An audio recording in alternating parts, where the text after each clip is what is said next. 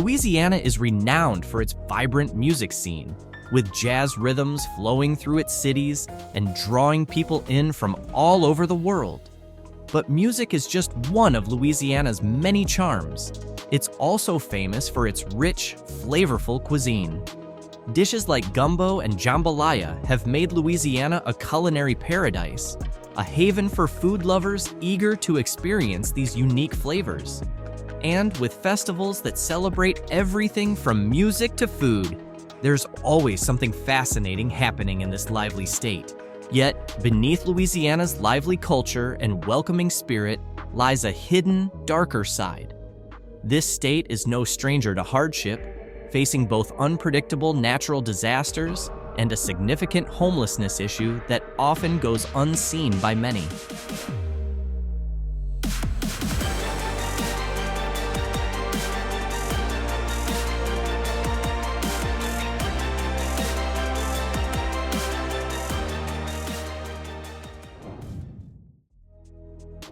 In 2024, Louisiana reported approximately 7,373 homeless individuals, placing it 14th in the nation for homelessness per capita, with an average of around 15.9 homeless individuals per 10,000 residents. Of those, about 16.8% are living without any form of shelter, exposed to the elements day and night. The recent COVID-19 pandemic and ensuing economic crisis pushed homelessness numbers even higher. Nationally, rental assistance programs and eviction prevention efforts helped curb a drastic surge in homelessness, but the struggle is still evident, especially in major cities like New Orleans. Here, the scarcity of affordable housing has worsened the problem, forcing many people to live in makeshift shelters, such as tents, or in overcrowded temporary arrangements. Adding to the complexity is the prevalence of chronic homelessness in Louisiana, affecting nearly 400 people. These individuals often endure homelessness for extended periods, sometimes repeatedly, and frequently grapple with severe challenges like mental health issues or long-term physical illnesses that complicate their recovery. The majority of Louisiana's homeless population includes individuals and families who are economically strained, living with minimal income, and often lacking access to support services that could help them break free from their difficult circumstances. And the question that lingers is, what exactly are they up against? It turns out the hurdles are not just about finances or job availability. They're also battling to escape a cycle of poverty and, for many, the pervasive influence of substance abuse, which complicates their path to stability even further. That about 364 people this past February were living unsheltered. This October 2nd, the weekly shelter report came out, and there were 381 beds available in area shelters. Louisiana has seen a troubling rise in drug-related deaths, placing it among the highest in the nation, second only to Washington, D.C. Nearly 2,000 lives have been lost to drug overdoses in this state alone. In 2023, overdose deaths surged across the United States, with Louisiana particularly hard hit by this crisis. The overdose death rate in Louisiana is almost double the national average, with fentanyl involved in a staggering 95% of these cases. This synthetic opioid, often mixed with other drugs to amplify potency, has been a major driver of overdose fatalities.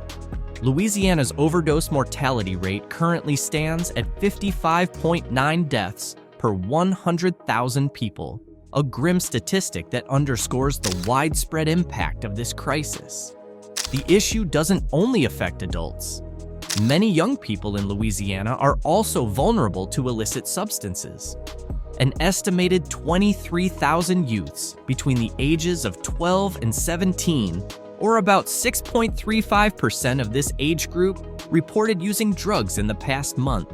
According to the Centers for Disease Control and Prevention, Louisiana saw a shocking 54% increase in overdose deaths over the past 2 years.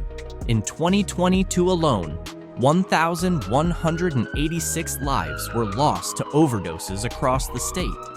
Adding to the complexity of this crisis, is a street drug known as tranq, which has gained popularity among Louisiana's drug-using community. Tranq is a slang term for mixtures containing xylazine, an animal tranquilizer designed for large animals like horses and cattle, not humans. This drug is increasingly combined with fentanyl and other opioids and street drugs, creating a highly dangerous blend. Xylazine intensifies the sedative effects and dramatically raises the risk of overdose, as the human body is poorly equipped to handle its impact. In the last 3 years, Jefferson Parish alone has reported 44 overdose cases linked to tranq, with each of those individuals having traces of xylazine in their systems.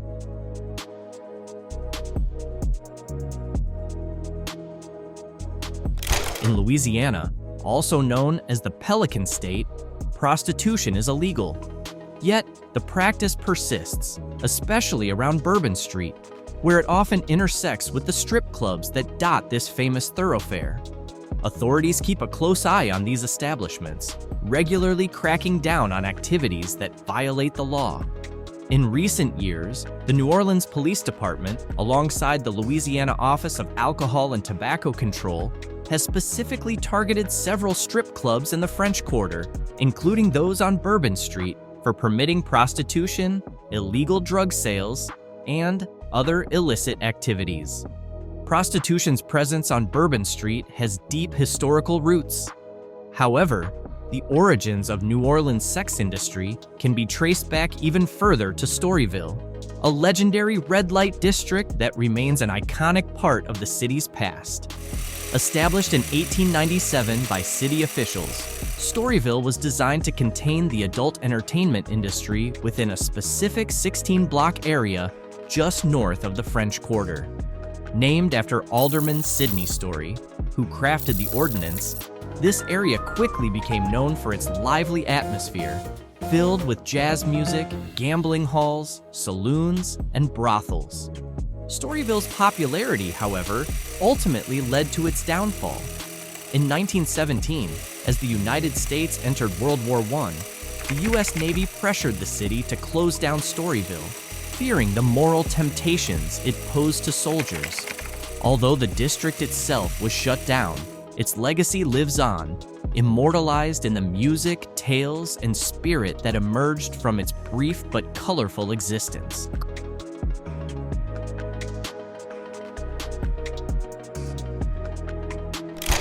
Louisiana ranks at the bottom of the list in terms of safety and crime rates across the United States, currently holding the 50th spot. The state struggles with some of the highest crime rates in the nation, with violent crime and property crime levels significantly above the national average. Cities like Monroe and Alexandria face particularly alarming crime statistics. For instance, in Monroe, 1 out of every 147 residents is affected by violent crime, a stark contrast to other parts of the country. Alexandria, known for its bustling downtown and historic Sonia quarters, also experiences high rates of property and violent crime, recording nearly 7,300 property crimes per 100,000 residents. Throughout Louisiana, gun violence remains a major concern, with about 72% of residents expressing deep worries about this issue. In 2023 alone, Louisiana experienced 31 mass shooting events, a rise from 28 incidents the previous year.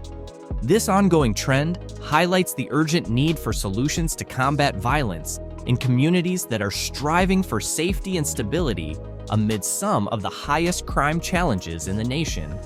2 officers were struck by gunfire and transported to the hospital. In New Orleans, local criminal groups wield considerable influence over certain neighborhoods, with activities spanning from drug trafficking to arms dealing and even extortion.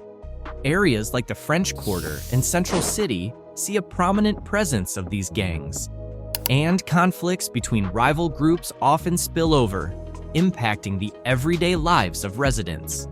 These gangs range widely in size and scope, from small, block-based groups to larger, more organized networks. They tend to operate in neighborhoods struggling with high poverty and unemployment rates, factors that make their presence and influence hard to fully dismantle. Notable gangs like the Bird Gang and the Young Melf Mafia are heavily involved in drug distribution, and their frequent territorial disputes often escalate into violent clashes, leaving residents feeling trapped in a cycle of fear and uncertainty. The aftermath of Hurricane Katrina in 2005 only exacerbated these issues. The destruction left behind by the storm provided a unique opening for criminal groups to expand their territory and strengthen their influence. With many buildings heavily damaged, infrastructure slow to recover, and law enforcement resources stretched thin, gangs took advantage of this chaos, establishing their operations in neighborhoods that were hardest hit by the disaster. In the years following Katrina, both illegal firearms trafficking and drug distribution surged. The result was a notable rise in gang-related violence, adding another layer of hardship to an already fragile city. The New Orleans Police Department faced daunting obstacles. Many officers either left or retired, leading to a critical staffing shortage that made maintaining order even more difficult. Efforts to recruit new officers have been challenging, as the city's post-Katrina struggles continue to tarnish its image, deterring potential hires. Combined with setbacks in the judicial system, these limitations make it difficult for authorities to reduce gang violence effectively. Meanwhile, these gangs remain entrenched, capitalizing on the city's vulnerabilities and continuing their operations with little interference.